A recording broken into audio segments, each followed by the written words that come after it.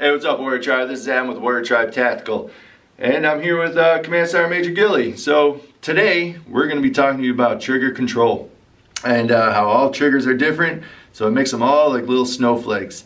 Hey, after the video, like and subscribe, and go check us out on Instagram and Facebook at Warrior Tribe Tactical. You can also look at our website, warriortribetactical.com. All right? Hey guys, thanks for watching.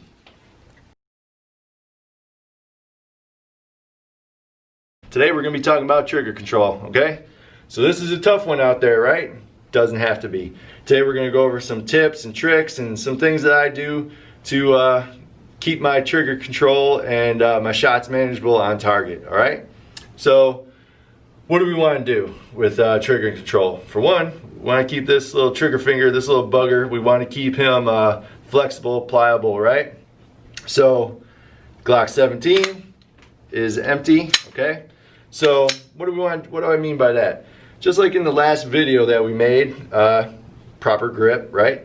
We want to make sure that we're not squeezing that that pistol with everything we have, okay? Because what that's going to do is tighten up your finger, right? Because these guys, they all kind of like to work together. So in order for this guy to be fast, right, you can't have a whole lot of tension in these fingers. So just have a nice firm grip, and that keeps this finger moving, okay? So that's number one. Two is, there's a lot of talk about where do you put your finger on the trigger. Well, for me, here's what I do, all right? From this knuckle, right, I come up about a little over halfway in between, okay? So I'm about probably a quarter of an inch down from the tip, and I'm right about there, okay? Can everyone see that, I hope? So that's where I put mine.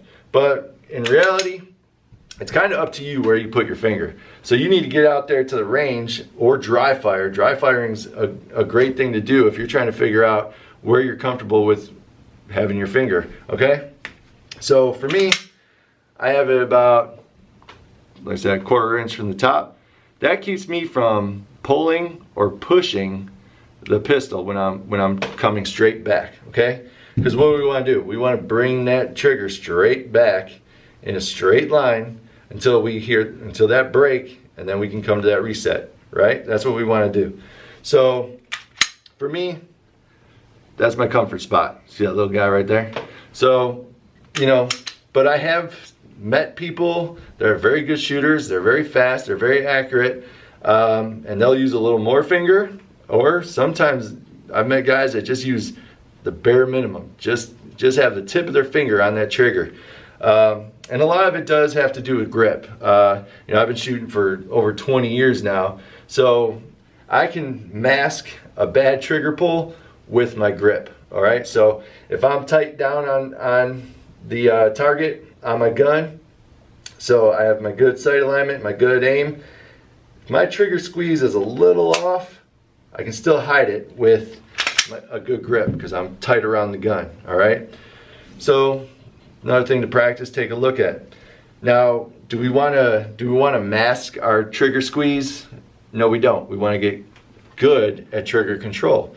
So in order to do that, you have to understand how your trigger works, all right? So there's three things that we're looking at coming through, all right? We have the pre-travel, and that is how far your trigger is going to go until it hits the wall, which is number two, okay? So in this Glock 17, never had any trigger work done, it's just factory, all right? I'm going down, I'm pulling, hit the wall right there, okay? So that's about a quarter of an inch, all right? I hit the wall, and then it's about 5.5 pounds of pressure. I hear the break, right? So now that it's broke, my finger's to the rear of the grip, okay? It's to the rear, full. So now I'm gonna let it up. It's coming up about another quarter of an inch. That little click you heard, that's a reset. And that means it's ready to fire again, all right? So we wanna get intimate with our gun. We wanna know that about our gun. You know, it's helpful. You really wanna do that because that's gonna help you train, right? We don't wanna stay to the rear. When that break, we don't wanna stay to the rear looking for that target again. We wanna be off So once it breaks, we want to go off that trigger again, okay? And then on. So once we hear that click, so break, off. Once it resets, on. We want to do that, okay? I hope that makes sense. All right, so that's going to help with your speed, right? So with the accuracy, what are we trying to do? We're trying to get that pull straight back till we get a good break, and we're not pushing the gun, and we're not pulling the gun, okay, with our trigger finger. We're not getting too much. We're not going in or out. We're coming straight back. And, you know, that's kind of a tough one. So where are some things you can do? Dry fire, like we were talking about, right? Come out, make sure. So there, reset, right back. That gun is not jumping, okay? So bang, come back out, reset, bang. That gun's not jumping. And what you'll see is through dry fire, you're gonna be able, if you're staying on your sights, you're gonna be able to see if the gun's moving right or left, or if you're pulling down. If you're just cranking on that gun, slapping that trigger, you'll see it kind of dip in front. And what that can also be is anticipation, okay? So we wanna get rid of all that bad stuff and work on just that straight pull back. And you can do it slow, all right? Come out, do it slow. Just get to know that trigger, right? So break, come back, break, come back, break, okay? And you can do that 10 minutes a day. Get to know your gun, all right? Now in saying that, every gun is different, so therefore every trigger is different, okay? But the thing is, if you understand how a trigger works, you understand that pre-travel, the wall and the break, the reset, you're gonna be fine with any gun you can pick up. You'll understand how they work. So this 1911, okay, it's clear. When I'm doing this, so that last Glock had about a 1/4 inch pre-travel, then a 5.5 pound trigger pull for the break, and then another 1/4.5 travel back to the reset, okay? So this 1911, let's try this. So it's got about not even an eighth of an inch till I hit the wall. So my pre-travel is less than an eighth of an inch, okay? So I hit the wall immediately and maybe 4.5 pounds of pressure. So it's a little different from that Glock already in distance of the pre-travel, the amount of force I need to break the wall, to break that shot, and then the amount of travel, let's test this out now, to the reset. So it's already, so I'm coming up, maybe another, that was probably a straight eighth of an inch, okay? So they're all different, but I'll be able to shoot all these guns accurately and quickly because I understand how the trigger works. I'm gonna get a good smooth pull back. Once it breaks, I'm off, reset, I'm on. Breaks, off, reset, on, okay? Keep that going in your head when you're shooting, all right? A good drill that you can use, and we're gonna have it on this video, so after I'm done jacking my jaws, I'm gonna do a drill for you and shoot through it. But what it's called is load one, shoot two, okay? So you're gonna load a magazine, have one round in the chamber, drop your magazine or put it in your pocket, right?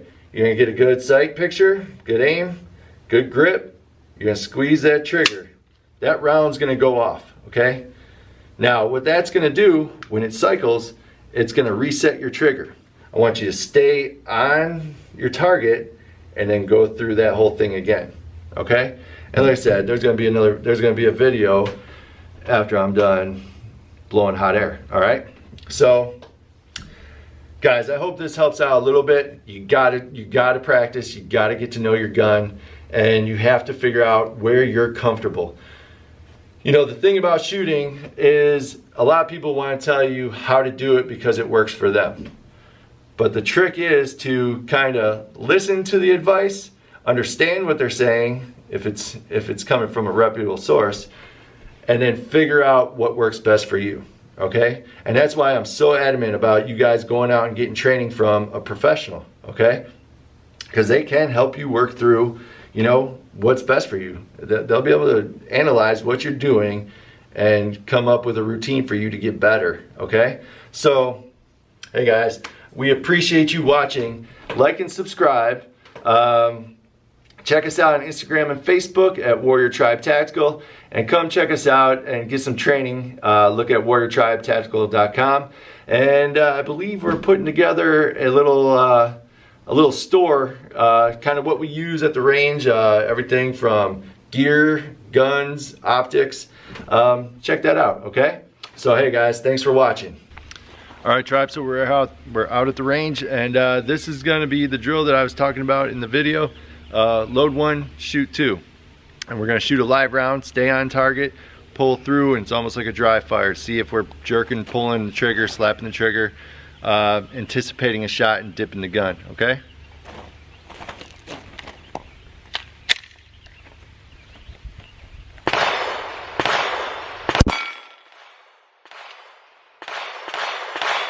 So just an easy drill. So load 1, squeeze off that round, stay on target, go follow through that second one with a dry fire, and it's going to show you if you're anticipating that recoil, that shot. It's going to make sure your trigger finger is not pushing, pulling, slapping that trigger, dipping you forward, okay? All right, this next drill, guys, is just kind of me showing you proper grip, proper trigger control. You can keep your gun flat, accuracy with speed, okay?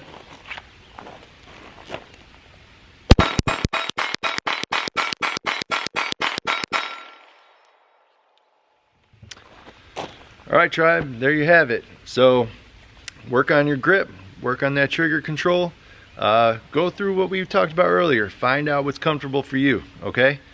You got this, and if you need help, go find a reputable trainer and get some of that training. You can also check us out, okay?